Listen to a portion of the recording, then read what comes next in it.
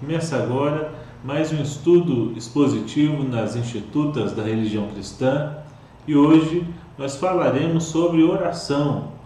Orar no monte pode? Orar de madrugada está certo?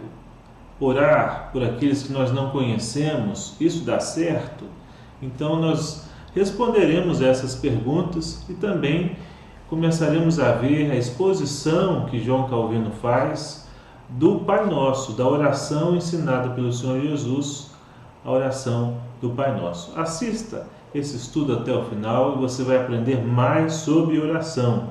Se você quer de fato ser um calvinista, ou se diz um calvinista, aquele que reflete ensinamentos bíblicos, e é claro, desse homem de Deus que é João Calvino, você precisa ser uma pessoa de oração.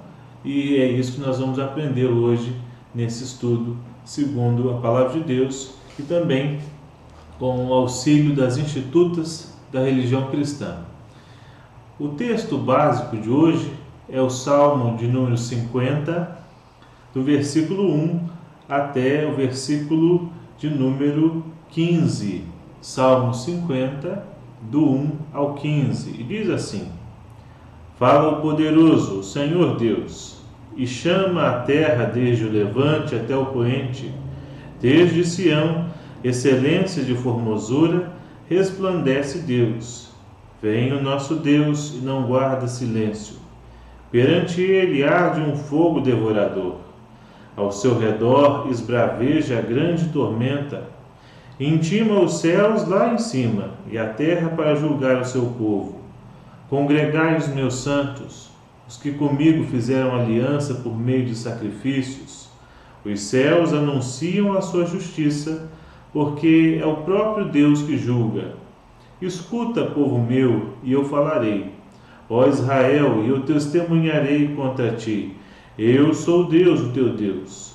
Não te repreendo pelos teus sacrifícios, nem pelos teus holocaustos continuamente perante mim.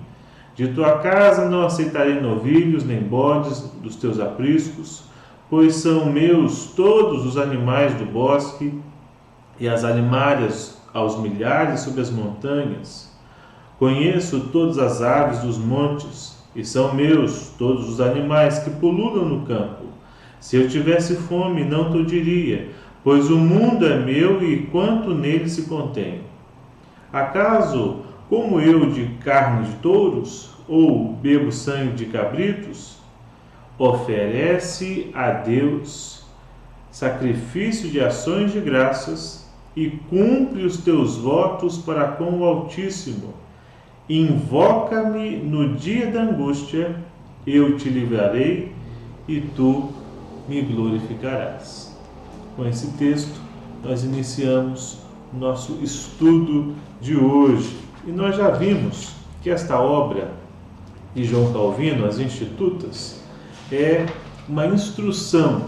Ele queria instruir que o povo de Deus soubesse como viver para Deus, conhecer a Deus e viver para Deus.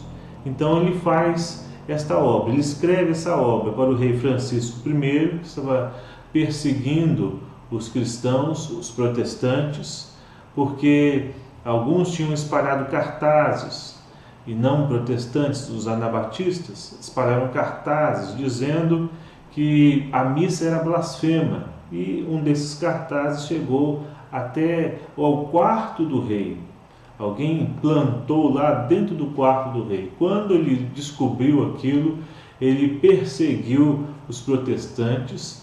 Inclusive, 4 amigos de João Calvino morreram por conta dessa perseguição. Calvino, homem de Deus, sabendo disso, fez o que um homem de Deus deve fazer, né?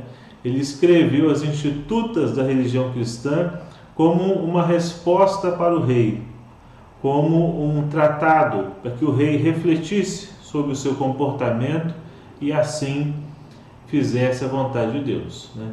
Sigamos esse exemplo e aprendamos do que Calvino tem a nos dizer aqui, que reflete o ensino bíblico da palavra. Petição e ações de graças. Nós paramos na página 176. Só para nós lembrarmos, Em quantas partes se divide as institutas? Nós já vimos, não é? Você vai se lembrar aí.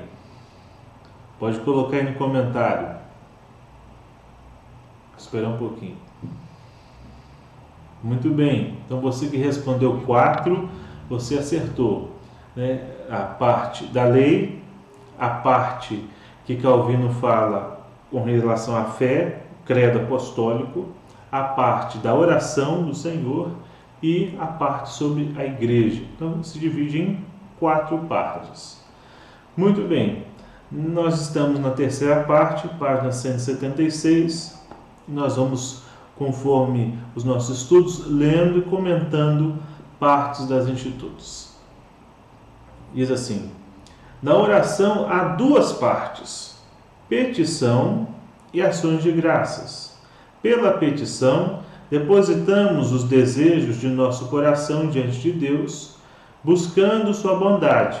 Antes de tudo, somente o que serve à sua glória.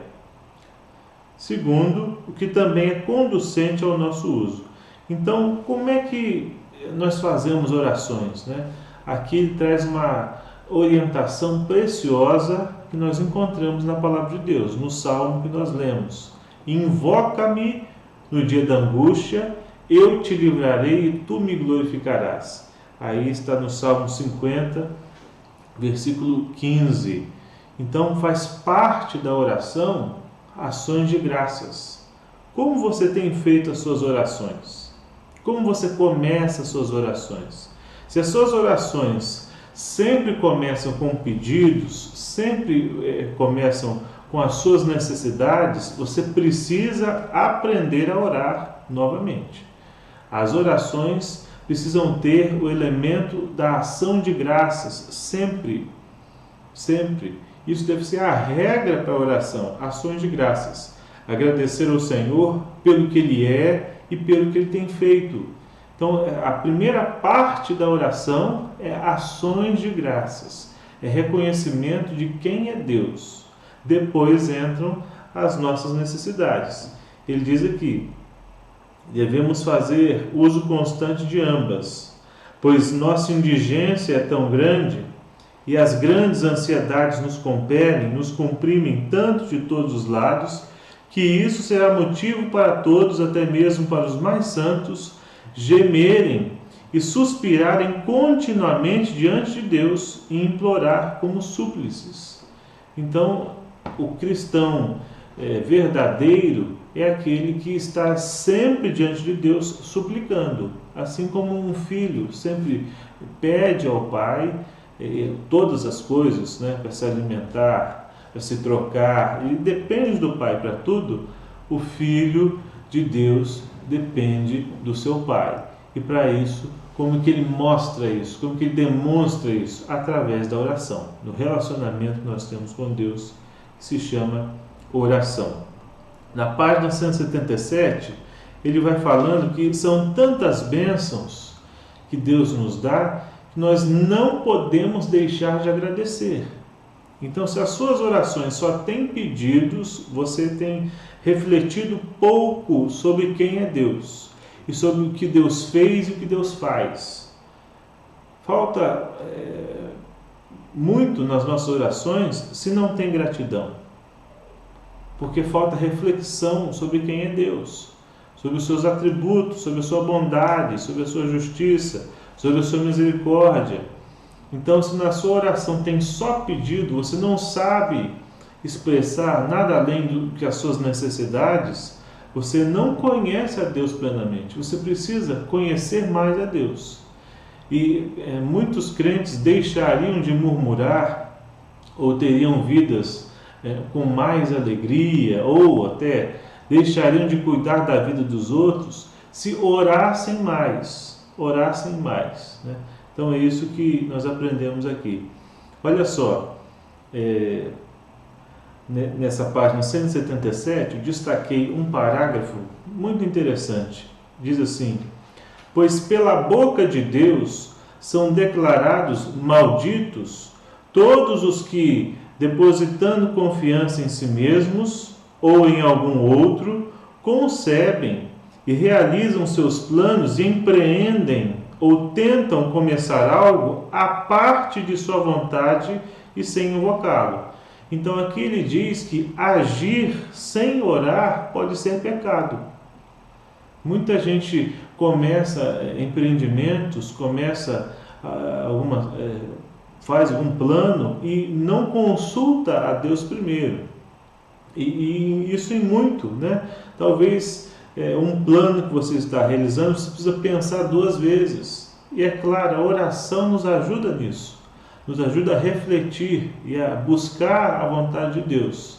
Então, agir sem orar pode ser pecado. Em muitos casos, é necessária uma rápida ação, né? Mas, na maioria dos casos, é preciso oração. Antes de começar qualquer coisa, antes de tomar qualquer decisão, ore. E você vai pensar melhor.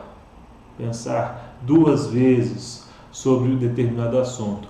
Pensar se é lícito diante de Deus. Se você pode orar, pode pedir que Deus abençoe esse seu plano, com certeza é algo que pode ser lícito. Ou se na oração você percebe que você está sendo egoísta ou pedindo algo que claramente contraria a vontade de Deus, então você já vai ver que isso está errado, que você não pode realizar tal plano. Daí a importância de orar antes, primeiro orar, né? Depois agir. Na maioria dos casos, isso sempre dá certo. Aqui uma dica preciosa de João Calvino. Na página 178, ele vai tratar sobre oração pública. E aí o que ele fala? Ele diz assim: a razão pela qual Paulo, em outro lugar, nos incita a orar sem cessar é que ele quer que todos os homens elevem a Deus seus desejos em todo o tempo, em todos os lugares e em todos os seus afazeres, que esperem dele todas as coisas e lhe rendam louvor por todas as coisas, visto que ele nos oferece razões inexauríveis para louvar e orar. Ou seja, há tantas razões para nós orarmos e há tantas razões para nós louvarmos a Deus que sempre temos motivos para orar, né? Então, o crente que fala que não gosta de orar ou que não ora, ele está negando a Deus. A oração faz parte da fé, porque você está conversando com alguém que você não vê. Você está louvando de fato a Deus, em espírito, em verdade. Aqui nessa página 178, um outro assunto que Calvino traz é a reunião de oração. Olha só o que ele diz. Por essa razão devem-se determinar e designar certas horas indiferentes para Deus. Olha só, né? Por que certas horas indiferentes para Deus? Porque a oração não está limitado a horário. Qual é o melhor horário para fazer oração? Não existe melhor horário para fazer oração. Não, de madrugada, tem que orar de madrugada, porque de madrugada, tem até um corinho, né? De madrugada o crente vai buscar poder. Conhece o corinho? Mas, irmãos, se a oração é de madrugada, porque você quer orar a Deus em secreto, você quer orar a Deus de forma que ninguém te incomode, isso é válido. Mas se você fizer essa oração em qualquer outro horário do dia, é tão eficaz quanto de madrugada. Então, a oração não está limitada ao horário, né? Não há nenhum horário onde a conexão esteja mais forte ou mais disponível. Não tem isso para Deus. Deus é onisciente, né? Ele conhece todas as coisas. Ele está presente em todos os lugares, todo o tempo. Por isso você pode orar em qualquer momento. A oração independe de horário. Mas Jesus orava no monte. Sim. Por que Jesus orava no monte, né? E orava de madrugada? Justamente porque ele queria sossego, que ele não tinha durante o dia. Por isso que ele fazia orações de madrugada, isolado das pessoas, para que ele tivesse uma comunhão pessoal com Deus, particular, né? Então é isso que Jesus queria, e não porque de madrugada é um horário mais espiritual, né? Muitos crentes querem ser como os hipócritas, que ficam, como Jesus citou em Mateus 6, no canto das praças, se exaltando. Muitos crentes se gabam de orações de madrugada. Mas, irmãos, o mais importante é orar, não importa o horário. Então, você não é mais espiritual se você ora de madrugada do que alguém que ora de dia, que alguém que ora de noite, de manhã. Então isso é muito importante, né? A hora é indiferente para Deus. Você pode orar a qualquer hora. Porém, necessárias para a conveniência dos homens, buscando a acomodação de todos, para que tudo seja feito na igreja com decência e ordem, em conformidade com a declaração de Paulo. Então, por que nós nos reunimos para a reunião de oração, para orar? Ele diz aqui, para conveniência. Essa é a razão pela qual se designaram lugares aos quais chamamos templo, não em virtude de algum santo segredo, as orações sejam mais santificadas ou adequadas para serem ouvidas por Deus, mas porque a congregação dos fiéis tem mais comodidade quando se congrega em harmonia para orar, para ouvir a pregação da palavra, para receber os sacramentos. Então, o que ele está dizendo aqui? Por que nós nos reunimos? Por que nós temos templos? É porque, para a nossa conveniência, justamente é um local onde nós podemos estar reunidos, num horário combinado, acertado por todos. Então, é justamente por conta disso, né? Quando nós conhecemos nossas necessidades na reunião de oração, isso é muito importante. Mas a oração no templo não é mais santificada do que a oração em particular, porque ele diz aqui, como está lá em Coríntios, 1 Coríntios, capítulo 6, que nós somos templos de Deus. Então, não é no templo que a oração é mais santificada, não é? Até mais outra parte aqui. Mas os que presumem que é no templo que o ouvido de Deus se achega bem mais perto deles, ou considera a sua oração mais santa pela santidade do lugar, dessa maneira estão agindo com a mesma estupidez dos judeus e gentios. Quer dizer, a oração no templo e em casa para Deus tem a mesma validade, né? Não é que a oração no templo seja mais eficaz. Até nesse período do coronavírus, né, o ex-ministro da Saúde falou muito a respeito das igrejas estarem abertas, né? Não, a igreja só não pode ter aglomeração, mas pode estar aberta, para que as pessoas possam orar, né, nos templos. Mas espera aí, é necessário que as pessoas orem nos templos? Não. Você pode orar da sua casa, tem a mesma eficácia que orar aqui na igreja. Uma coisa diferente é nós reunirmos em reunião de oração, ou até fazermos uma escala para algumas pessoas, né? Como se faz um relógio de oração. Então vai ter 2 pessoas aqui, está orando, 2 pessoas. Isso a gente faz na igreja pela comodidade do local, né? E não porque no templo a oração é mais eficaz, né? A conexão com Deus é melhor, é ali que é um lugar santo. Se a gente faz isso, nós estamos sendo como gentios e judeus, né? que cultuam, tem lugares que acham sagrados. Jesus mesmo refutou essa ideia.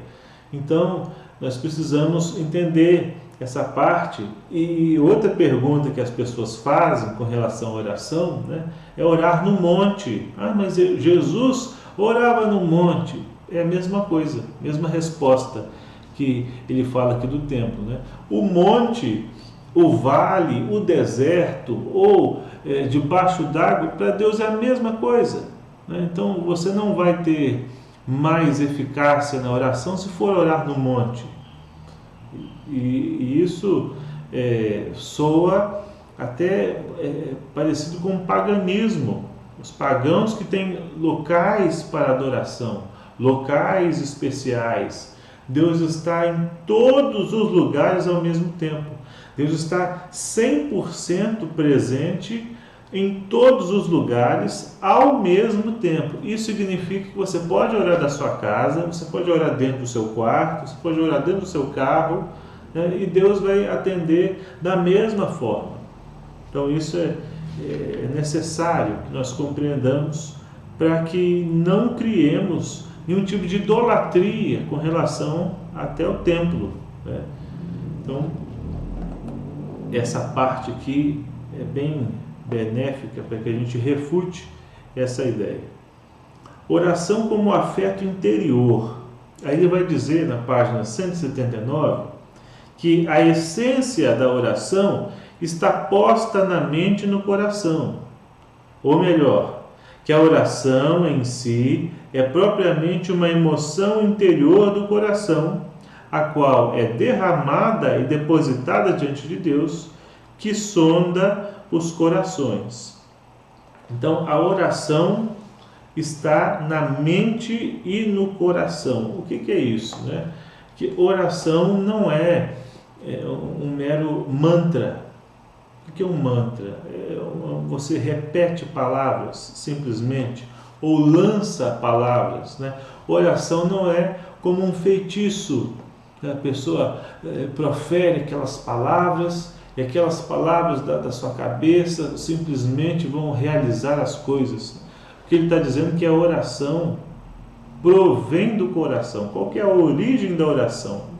O interior, né? Então Deus quer que as pessoas se quebrantem em oração, né? Então a oração não é da boca para fora, não é simplesmente falar ali alguma coisa, ou repetir uma oração como uma reza. Não, oração provém do coração, provém do interior. E aqui ele traz o texto de Mateus 6, ele diz: por conseguinte, Cristo nosso Senhor, quando quis estabelecer uma melhor regra para a oração, mandou-nos entrar em nosso quarto e ali, a portas fechadas, orar ao nosso Pai em secreto. Então a oração é feita diante de Deus, principalmente em secreto, né? Quem tem vida de oração não ostenta a vida de oração. Quem tem vida de oração tem vida de oração, simplesmente, né? A pessoa que busca a Deus em particular. E aí o que ele fala sobre isso? Ele promete que Deus, cujos templos devem ser nossos corpos, estará junto a nós nos afetos de nossos corações. Pois ele não pretendia negar ser próprio orar em outros lugares, mas mostra que a oração é algo secreto, que está principalmente alojado no coração e requer tranquilidade, longe de nossas numerosas preocupações. É por isso que a oração é um desafio para o nosso século, o século da tecnologia, né? Ao orarmos, você ao buscar um momento de oração particular, é claro, é necessário que você desligue seus aparelhos eletrônicos, né? Pior coisa é você orar e recebe uma notificação do WhatsApp, ou do Facebook, ou um e-mail, ou alguma coisa, ou bateria está acabando, ou alguém te liga. Então, você vai orar, desligue-se de tudo o que está ao redor, né? Tem gente que ora com a televisão ligada, não tem como, né? Você está prestando atenção no noticiário ou está orando ao Senhor.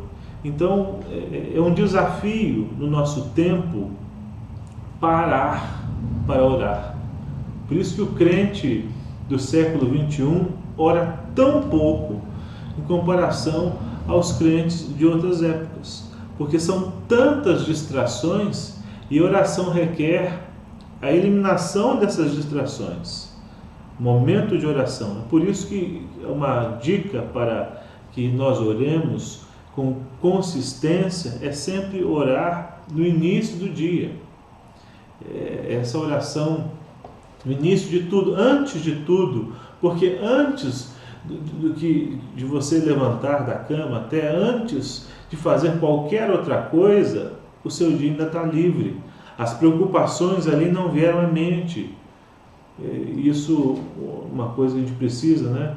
Nos nossos dias, geralmente muitos já dormem junto do celular, junto do tablet, junto de outras coisas, né? E a primeira coisa que fazem ao acordar é olhar seus e-mails, suas notificações, o seu trabalho, suas conversas, e isso prejudica muito a quem quer estabelecer uma conexão com Deus logo de manhã. Então, no momento da oração, desligue de tudo isso, né? Pare. O momento da oração é o momento de parar. E isso, né, os grandes homens de Deus que oravam, e alguns que nós temos, por exemplo, que têm vida de oração, nos ensinam a orar de manhã, né, antes de tudo, e à noite, né, antes de dormir. Então, desligue seus aparelhos e vá orar. Você vai ver que assim você vai conseguir orar, vai ter uma vida melhor de oração. Ele diz aqui: além disso, é evidente que, a menos que a voz e o canto, uma vez interpostos na oração, fluam do sentimento mais recôndito do coração, não tem o mínimo valor ou proveito junto a Deus. Então, cantar ou orar da boca para fora não vale nada diante de Deus. Isso só atrai a ira de Deus. Cantar por cantar, orar simplesmente falando palavras que não provêm do nosso coração, né? Então orar não é você dar um discurso, fazer um discurso diante de Deus. Não é isso. É um derramar sincero do coração. É por isso que muitas orações não passam do teto, né? São apenas discursos. A oração não é um discurso. A oração é um quebrantamento, é humildade derramada diante de Deus. É um coração aberto diante do Senhor.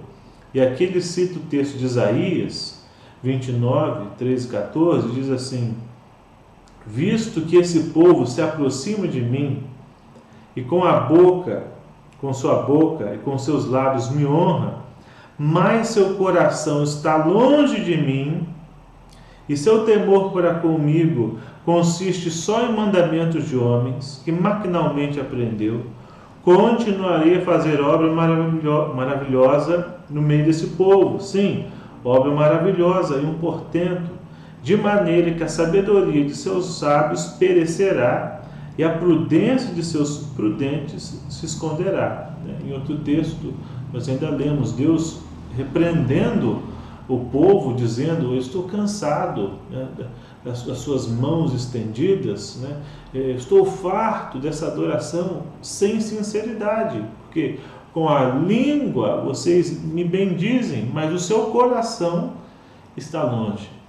Por isso que orar é orar com o coração. Uma oração verdadeira é aquela que se faz com o coração e não simplesmente com a língua. Isso é o que ele traz nessa parte.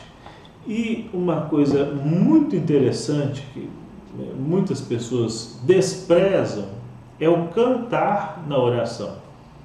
Ele traz aqui: você sabia que nós temos no nosso cenário verdadeiras orações em cântico? Olha aí o seu cenário, e você que está nos assistindo, poste aí, se você souber, um hino que termina com amém. Todo hino que termina com amém é uma oração. Se você tem dificuldade de orar, talvez, para que você comece a orar melhor, ore em forma de canto. Muitos hinos, né, são textos bíblicos, e textos bíblicos em forma de canto. Então você pode orar a Deus em forma de canto. Isso vai ajudar justamente você a se concentrar na oração, orar com um cântico, e assim faça os seus pedidos, né? Isso vai te estimular melhor na oração, isso é na oração particular. Por isso que nas nossas reuniões de oração, nós também cantamos hinos, né? Ah, mas a reunião de oração é oração. Canto é uma coisa, oração é outra coisa. Não, oração, canto também é oração. É o que nós estamos aprendendo aqui. Então você pode começar a sua oração com um canto, uma oração em canto, louvando a Deus pelo que Ele é, agradecendo a Deus pelas suas bênçãos e assim derramando os seus pedidos diante dEle. Faça isso. Você vai ver que a vida de oração vai ficar mais fácil, né, de ser realizada. A oração vai ficar melhor, porque assim você vai de forma mais envolvente se comunicar, né, e se derramar na oração. Então, aqui uma dica muito preciosa: orar e cantar. Cantar orando, orar cantando. Os salmos, né, são orações e canto ao mesmo tempo, hinos ao Senhor. Na página 181, ele traz aqui qual é a principal função da língua. Você sabe? A principal função da língua ela foi expressamente criada para transmitir e proclamar o louvor de Deus. Então faça uma coisa, né? Antes de postar qualquer coisa nas suas redes sociais, amanhã, poste alguma coisa transmitindo a glória de Deus. Você vai ver que até as suas outras postagens serão melhores, né? Há muitas pessoas que têm um determinado pensamento de que as postagens dela vão mudar o mundo. Mas, irmãos, é necessário que nós postemos, né, e falemos nas nossas redes sociais o que mais é importante. E o que mais é importante não é a sua opinião sobre política, economia e qualquer variedade. O que mais é importante para o mundo, principalmente nesse momento, é a palavra de Deus. Então gaste seu tempo com oração e gaste o seu tempo falando da verdade de Deus. Você vai ver que você vai aproveitar muito melhor o tempo, né? Quando eu fui para o seminário, no primeiro ano do seminário, a gente começa a ler, começa a estudar muitas coisas, apologética, matérias diversas, teologia sistemática, e a gente fica empolgado, né, com um certo conhecimento. E eu comecei a ir para a internet, isso muito tempo, tem tempo, né? 2008, ir para a internet tentando refutar pessoas, né? Não vou discutir com os ateus, e eu vou trazer argumentos, eu vou convencê-los, porque agora eu sei, eu faço isso. Foi no início, né? Foi alguns dias eu tentei fazer isso, e depois, graças a Deus, fui despertado, né, pela palavra de Deus, que não era isso que eu tinha que fazer, né? Não era isso, não estava ali para fazer isso, estava ali para me abastecer, e não para achar que com os meus argumentos eu iria convencer todo mundo, né, dessa forma. Não é por aí. Então isso fica para você também. Use daquilo que Deus tem te dado para anunciar a verdade de Deus, né? E não para fazer um desserviço, principalmente à comunidade dos crentes, porque o que você fala, e principalmente quando nós falamos em redes sociais, né, é como se você estivesse publicando algo num jornal. É algo público e notório. Ali não é uma questão de Mateus 18, por exemplo. Se um material que está público for enviado como uma denúncia, esse material pode ser aceito. Ah, mas não houve Mateus 18. Mas Mateus 18 é para caso de pecados onde somente outras pessoas conheçam, né? onde não é público nem notório.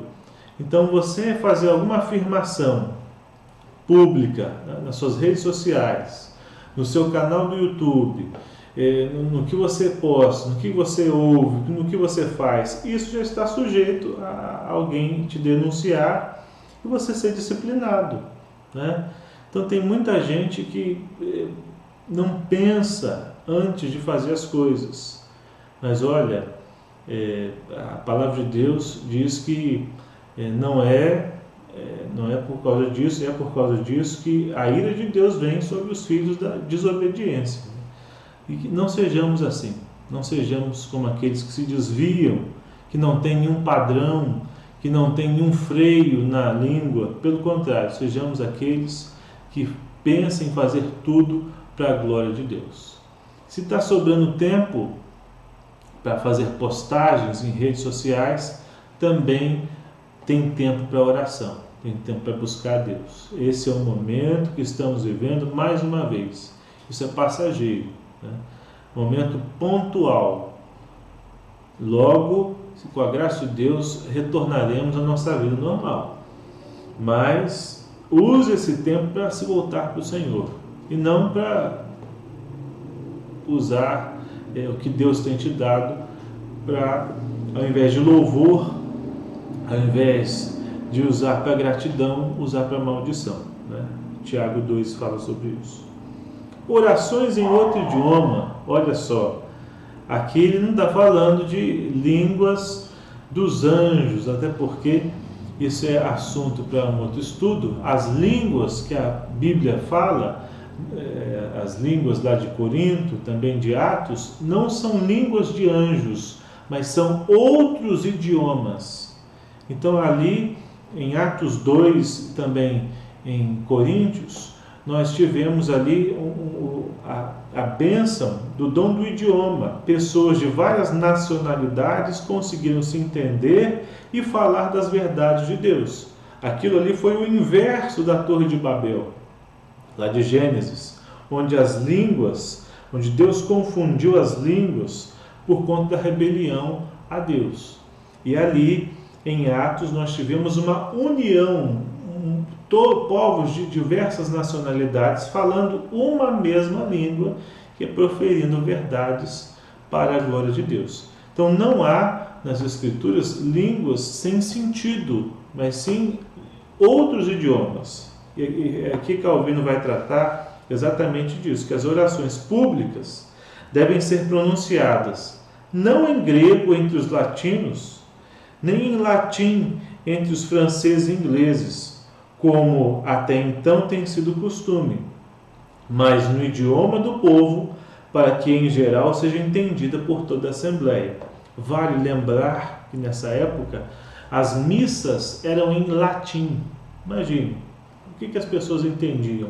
Nada, né? Então, missas numa linguagem que as pessoas não entendiam. É assim no período da Reforma. Nenhuma pessoa tinha acesso à palavra de Deus. Então, a gente precisa retomar aqui as institutas, lembrar do seu contexto histórico, e é por isso que é necessário que a Bíblia seja traduzida para todas as línguas e que o culto e que a oração seja inteligível, que a gente entenda o que a gente está fazendo.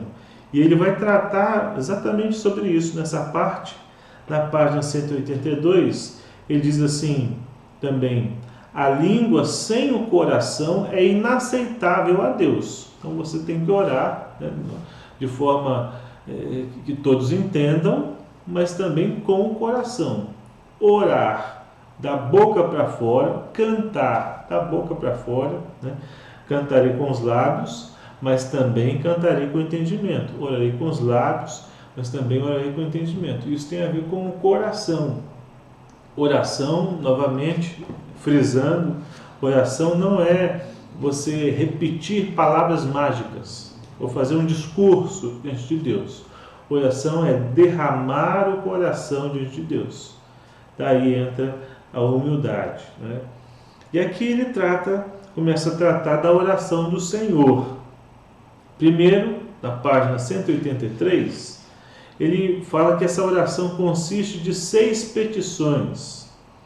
E aí ele diz: deva-se conferir à glória de Deus o primeiro lugar. Está falando das petições. E em contrapartida, mesmo que todas elas visem ao nosso bem, e é conveniente que se apresentem como pedimos, as 3 primeiras petições foram destinadas particularmente à glória de Deus. Então, a oração do Pai Nosso, que está tratando da oração do Pai Nosso. Os 3 primeiros pedidos na oração do Pai Nosso. A oração do Pai Nosso tem uma introdução, que é: Pai Nosso que estás nos céus. O primeiro pedido: santificado seja o teu nome, venha o teu reino, faça-se a tua vontade, assim na terra como no céu. Os 3 primeiros pedidos da oração do Pai Nosso são exclusivamente para a glória de Deus. Os outros 3 também são para a glória de Deus, agora visando mais a nossa necessidade, né? Então, só para parar para pensar nessa estrutura, a gente vê que falta nas nossas orações mais ações de graças, mais louvor, mais adoração, porque a oração é justamente para isso, não para que os nossos egos sejam satisfeitos, os nossos desejos sejam realizados, né? Oração não é pedido de presente para o Papai Noel. Oração é um derramar sincero diante de Deus, onde Deus é glorificado e onde o homem é humilhado, né? E assim nós recebemos de Deus ainda as suas bênçãos. Então, esse é o principal propósito da oração.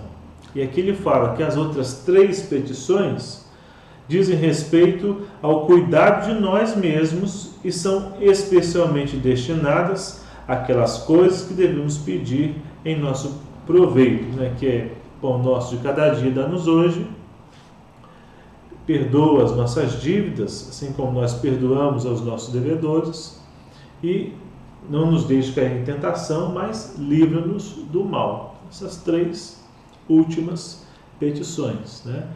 E aí sim vem uma conclusão, né? Pois teu é o reino, o poder e a glória para sempre. Amém. Da exposição da oração do Senhor, nós vamos tratar hoje da introdução. Então, se você está com as Institutas, é a página 184. Se não está, continue acompanhando. Olha o que ele fala do Pai Nosso que estás nos céus, a introdução da oração do Pai Nosso. Primeiro, toda oração deve ser oferecida por nós em nome de Cristo. Isso nós já falamos no estudo anterior, né? A oração deve ser oferecida por nós em nome de Jesus. Por quê? Porque nós não temos nenhum crédito diante de Deus. Nós somos pecadores, né? O homem não tem como se achegar diante de Deus.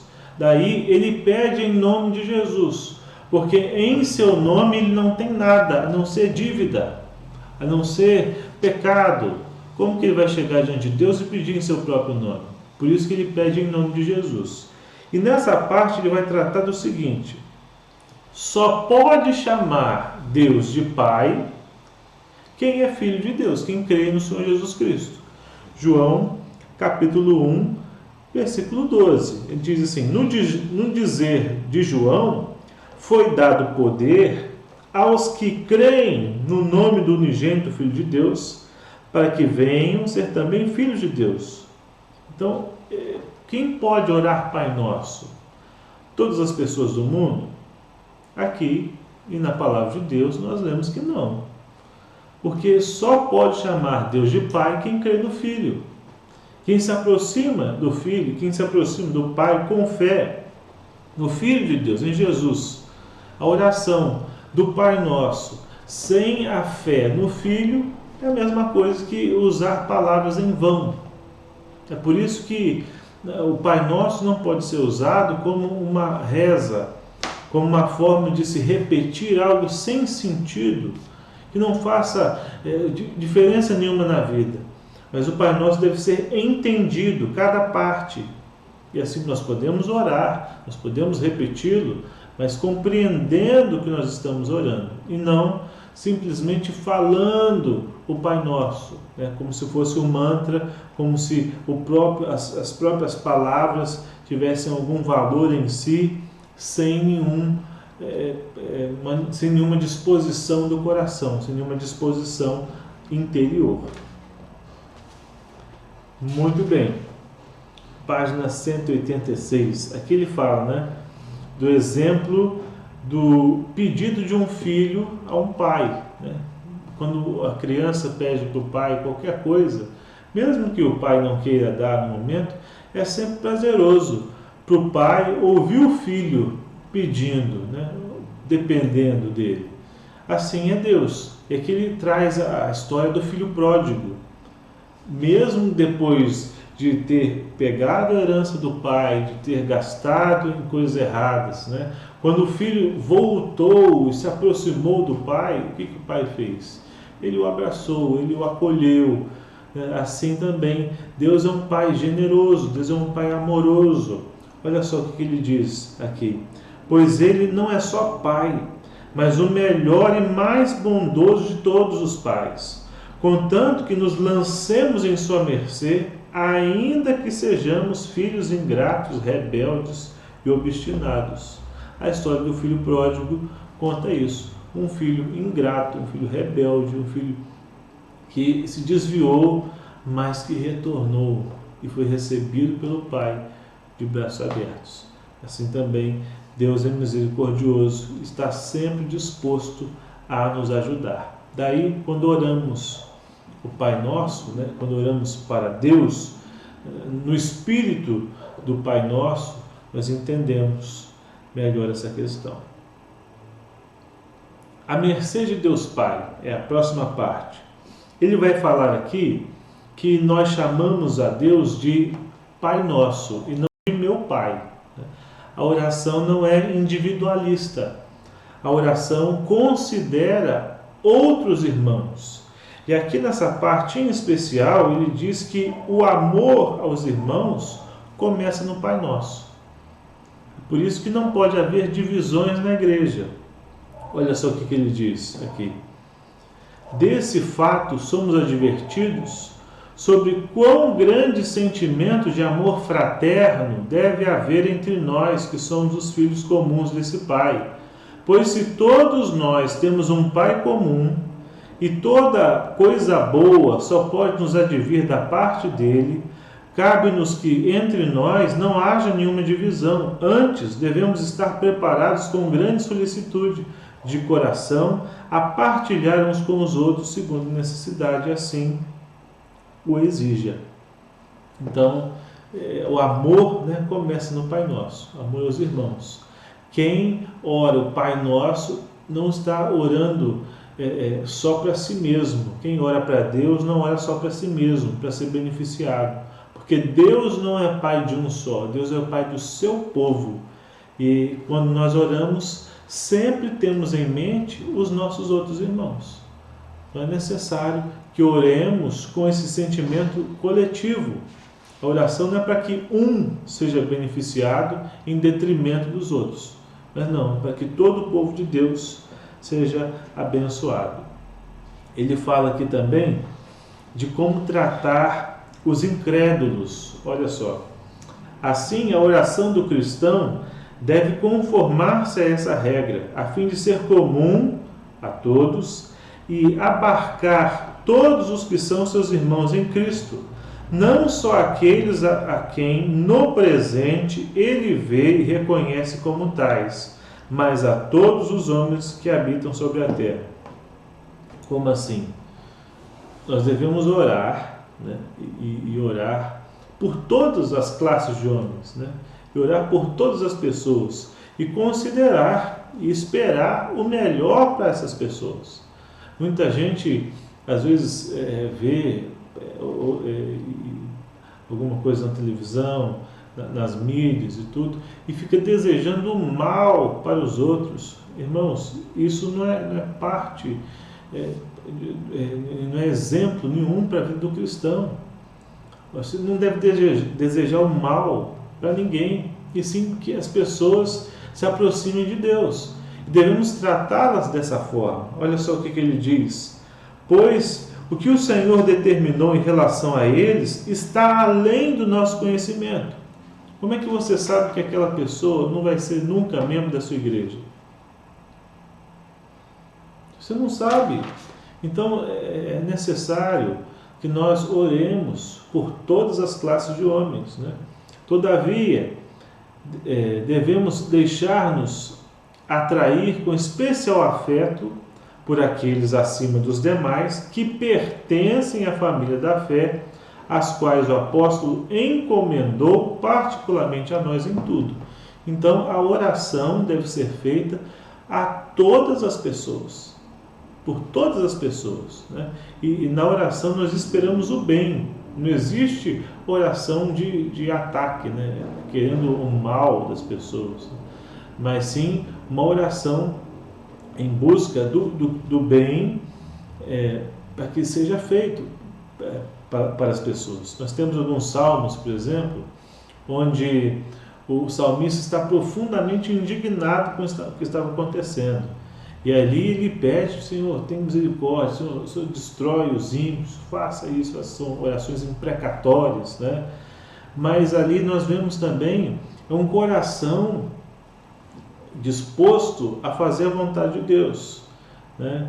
Então, quando nós temos orações imprecatórias, né, nós não devemos pensar, nós podemos fazer algumas orações assim, sabendo que algumas pessoas são condenadas e outras não. Nós devemos orar por todas as classes de homens e orar, derramar o nosso coração diante de Deus. Você pode reclamar de tudo diante de Deus, nunca de Deus. Não pode reclamar de Deus. Mas como aqueles salmistas oraram: ó Senhor, faça alguma coisa, você pode falar para Deus, né? Outra coisa é que rede social também não é um canal que Deus ouve oração, viu? Então faça oração direto a Deus. Não precisa escrever a sua oração na rede social. Ah, meu Deus, isso não sei o quê. Faça oração secreta a Deus. Esse é o canal dado por Jesus. Na última parte dessa exposição do prefácio do Pai Nosso, João Calvino fala assim: a oração e a esmola. Há uma ordem geral da parte de Deus para que alivie a necessidade de todos os pobres. Sim. Então, sempre que nós vimos, né, e temos conhecimento de pessoas que estão em necessidade, a gente tem conhecimento, é dever nosso ajudar. E aí ele diz assim: oração por aqueles que estão longe ou nós desconhecemos, mas nós estamos livres para ajudar por meio da oração, até mesmo as pessoas completamente estranhas e desconhecidas, por maior que seja a distância que as separa de nós. E isso se faz também através daquela forma geral de oração em que todos os filhos de Deus estão inclusos, entre os quais eles também. Quer um exemplo? Quando nós oramos pelos missionários que estão em povos onde é proibido se pregar a palavra de Deus. Muitas vezes nós nem conhecemos os seus nomes, até porque se o nome do missionário for conhecido e alguém levar essa informação que a pessoa, o fulano de tal, a sua esposa, estão ali, comerciantes tal, mas eles são missionários, essa família pode ser morta imediatamente pelo governo daquele país. Então, quando nós oramos por missionários que estão em perseguição, que estão em lugares difíceis, né? Nós estamos fazendo a vontade de Deus e Deus pode abençoá-los segundo o seu querer com a nossa oração. Então, Deus não está limitado, ele vai dizer aqui, ao tempo, ao espaço, né? Ele pode fazer o que ele quiser em qualquer lugar. Por isso você pode orar para um cristão que está no Japão, por exemplo. Há um site na internet onde você se cadastra para conversar, e isso você pode até dar aconselhamento, dependendo da pessoa, para cristãos e pessoas que se aproximam do mundo inteiro. Então, olha só que ferramenta maravilhosa. Você pode se cadastrar em determinado site e orar com uma pessoa do outro lado do mundo, se relacionar com ela, conversando, né? Orando, abençoando essa pessoa, aconselhando. Que coisa preciosa, né? Até você que sabe uma outra língua, por exemplo, o inglês, né? O espanhol, você pode fazer isso, se comunicar e orar com pessoas do mundo inteiro, levando ali a mensagem da palavra de Deus, dando um conforto nesse momento onde nós estamos reclusos das nossas casas. Eles estão também, né? E há muitas outras formas de fazer isso, por um telefonema, ligando para alguém, comunicando-se com os outros. Então, dessa forma, nós estamos fazendo a vontade de Deus, mesmo em quarentena. Quer dizer, o que você pode fazer melhor como cristão nesse momento é orar. A melhor coisa que você pode fazer nesse momento como crente é orar. Então, se você ainda não tirou um momento para orar nesse período de quarentena, aproveite. Não desperdice a sua quarentena. Não desperdice com coisas que não edificam. Use esse tempo para se tornar um crente melhor, para ler livros de qualidade. Todos os dias a internet tem disponibilizado livros gratuitos, né? Nos sites como o da Amazon, por exemplo.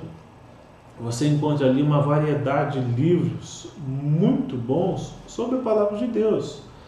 Então, tem alguma dúvida sobre qual livro adquirir, sobre o que estudar? Fale com um irmão, um professor de escola dominical, ou mesmo um pastor, né, um presbítero. Procure alguém que te aconselhe nesse período e gaste seu tempo nessas coisas que são preciosas, coisas que vão durar toda a vida. Então, não desperdicemos nossa quarentena. Finalmente, ele fala sobre Pai Nosso que estás nos céus. O que significa essa parte? O céu aqui não é um céu físico, né? Não é o Pai Nosso que está ali, vai de avião e chega até onde Deus está. Mas é o céu dos céus. É os céus que nós não podemos atingir. É o céu espiritual. É esse Pai que nós pedimos. Que Deus nos abençoe. E que dia após dia possamos nos aproximar desse Deus, conforme a sua palavra nos ensina, por meio da oração. Desafio: escreva aí as 3 petições exclusivamente para a glória de Deus que nós falamos. Quais são as 3 petições que nós falamos que tratam exclusivamente da glória de Deus? Escreva aí nos comentários ou mande pelo WhatsApp, que nós saberemos que você assistiu esse estudo. Que Deus os abençoe e até a próxima, se Deus quiser.